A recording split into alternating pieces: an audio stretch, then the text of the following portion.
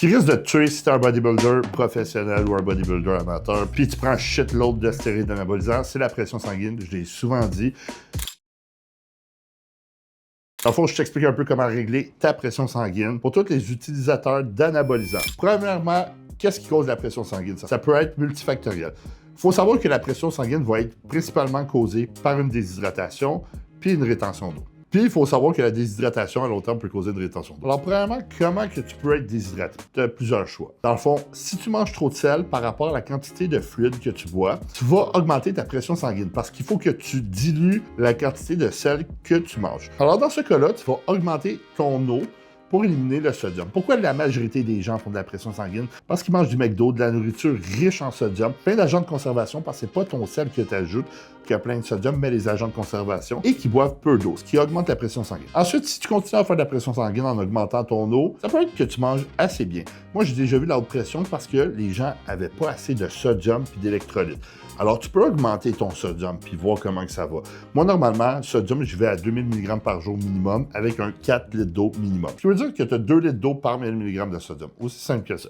Ensuite, quand tes glucides sont plus bas, c'est sûr que ton sodium, il faut que tu l'augmentes et ton eau pour compenser. Ensuite, ta rétention d'eau peut augmenter ta pression sanguine. Ce qui veut dire que si tu prends des stéroïdes anabolisants, que tu augmentes ton estrogène, que tu manges beaucoup de glucides, beaucoup de sodium, tu vas faire de la rétention d'eau. Tu peux gérer ton estrogène, ça va réduire ta pression sanguine. En ayant un estrogène dans les 80-120, ça va être optimal. Puis, en réduisant ta rétention d'eau, ben, ça va être mieux. Si tu manges de la merde, de la junk food tous les jours, écoute pas mes conseils parce que, anyway, tu t'en fous parce que ta pression va augmenter. Les stéroïdes, il faut savoir qu'ils augmentent la rétention de minéraux. Ce qui veut dire que tu vas augmenter la rétention de sodium. Alors, super important de bien s'hydrater. Bon, là, on a touché l'estrogène, on a touché le sodium. C'est super important d'avoir assez d'électrolytes, comme je vous ai dit, parce que tu peux causer de la déshydratation si tu bois trop d'eau et tu n'as pas assez d'électrolytes.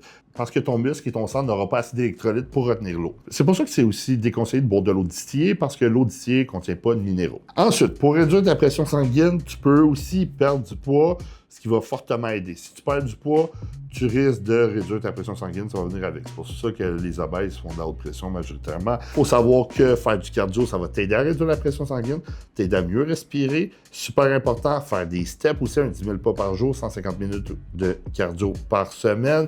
Super important. Pour réduire ta pression sanguine aussi, il te faut un équilibre potassium-sodium. Normalement, on conseille 2 mg de potassium par 1 mg de sodium. Ce qui veut dire qu'il faut un ratio 2-1 potassium-sodium. Le potassium permet à l'eau de rentrer dans la cellule.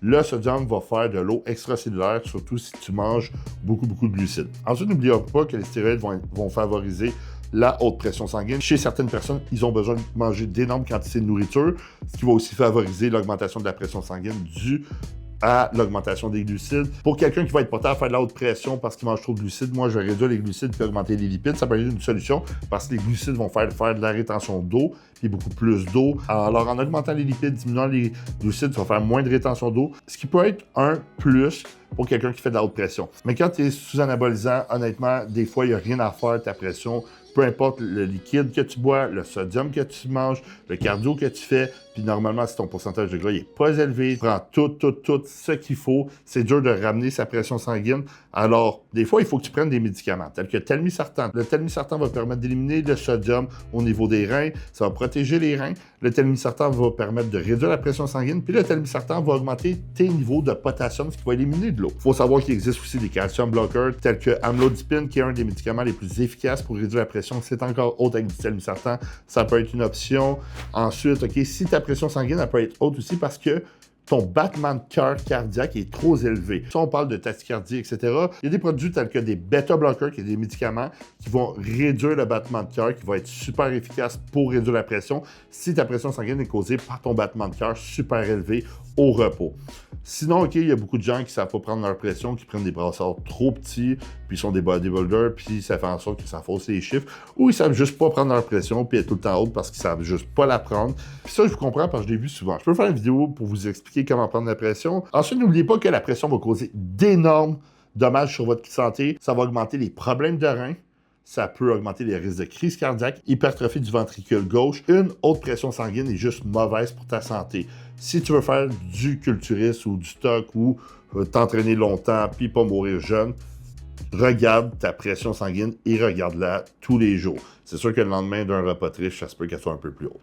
Si tu aimerais progresser, gagner le plus de masse musculaire le plus rapidement possible ou perdre du gras, n'hésite pas à me contacter en coaching. Dans le fond, moi, je suis Gabriel Garipi, IFBB Pro. En Open Bodybuilding, j'ai amené 8 personnes IFBB Pro au travers des dernières années. J'ai des centaines de transformations physiques. Avec moi, ça comprend du coaching complètement personnalisé, programme d'entraînement, suivi hebdomadaire, ainsi que diète personnalisée fait pour toi pour que tu aies les résultats désirés. Alors, je laisse mon lien dans la description. N'hésite pas à prendre une consultation, c'est totalement gratuit. Bon, côté supplément naturel pour réduire la pression sanguine. La vitamine D3, ça va aider énormément, un 3 à 5 000 unités par jour. Le magnésium, surtout le glycinate, ça va servir de relaxant musculaire. Ça va détendre les muscles. Si tu détends les muscles et les muscles du cœur, ça va aider à réduire la pression sanguine. La taurine aussi, ça va aider pour réduire la pression sanguine, 5 à 10 grammes par jour. Il faut savoir que la citrulline aussi, parce que la citrulline est un vasodilatateur. Si tu dilates tes vaisseaux sanguins, ben ton sang est capable de mieux passer. Parce qu'il faut savoir que quand tu fais de la haute pression, tes vaisseaux, c'est comme une hausse, puis c'est juste que là, c'est comme si tu serres la hausse, puis il y a un gros jet qui passe, puis à un moment donné, ça peut éclater, c'est ça une crise de cœur. Alors, si tu vasodilates, ta pression va diminuer. Tel que le Cialis, qui permet de créer une vasodilatation, puis ça peut réduire la pression sanguine comme un 5 mg par jour. C'est un des produits qui peuvent aider à réduire ta pression sanguine. Mais tout ce qui est médicaments, comme le Cialis, et médicaments pour la pression sanguine va être supérieur à la supplémentation si ta pression est vraiment, vraiment trop haute. Alors, j'espère que ça vous a éclairé sur comment régler les problèmes de haute pression. Alors, si tu as des questions sur la haute pression, je t'invite à l'écrire en commentaire, je vais y répondre. N'oublie pas de liker cette vidéo-là, t'abonner à ma chaîne YouTube, activer les notifications, puis je t'invite à regarder mes autres vidéos.